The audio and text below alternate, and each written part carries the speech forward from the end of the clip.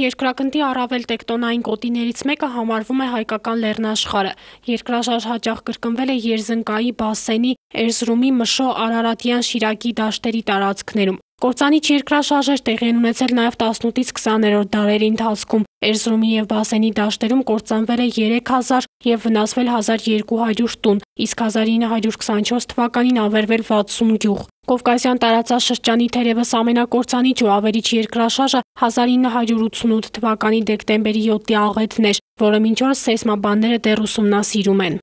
Ուրեմն Սպիտակի շրջանը սեյսմոակտիվ շրջան է։ Իսկ ինչու է սեյսմոակտիվ շրջան Սպիտակի շրջանը, որտեղ Սպիտակի տարածքով անցնում է Բազում Սևանյան եւ Փամբակ Սևանյան խորքային խզումները, որոնք հատվում են տրանսկովկասյան խորքային սեյսմոակտիվ խզումով, որի խորությունը բավականին մեծ է, որը սկսում է Վանա լճի հյուսային մասից եւ ցկվում է ամբողջ Կովկասով մեկ։ Եվ եթե այդ երկու խորքային խզումները հատվում են երրորդով, ապա սա հանդիսանում է սեյսմոհանգույց, որտեղ միշտ կարող է տեղի ունենալ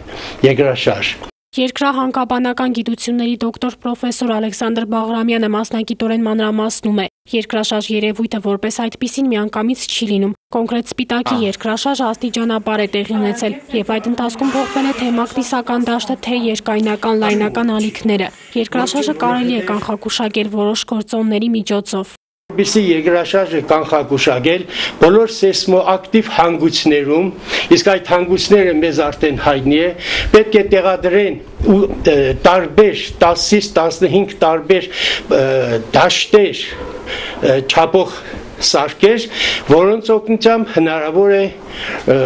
մոտենալ կանխագուշակման խնդրի լուծմանը։ Ավելի քան 10 բալ ուժգնությամբ երկրաշարժից զոհվեց շուրջ 25000 մարդ, 15000-ը դարձան հաշմանդամբ, 500,000-ը անօթևան։ Երկրին պատճառված վնասը կազմեց մոտ 12 միլիարդ ԱՄՆ դոլար։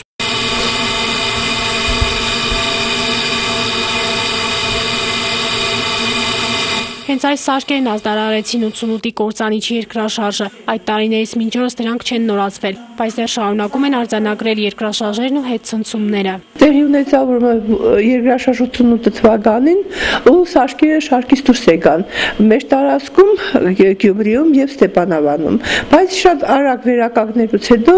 մեր կայանը սկսեց աշխատել, բայց որոշ սարքավորումներ շարքից դուրս եկան եւ չվերականգնվեցին։ Սպիտակի երկրաշարժից մեծապես տուժեցին տասնյակ այլ քաղաքներ եւս։ 363 բնակավայր, 21 քաղաք, 342 գյուղ։ Փլված ու վթարային շենքերի արժեքը կազմեց 658 միլիոն ԱՄՆ դոլար։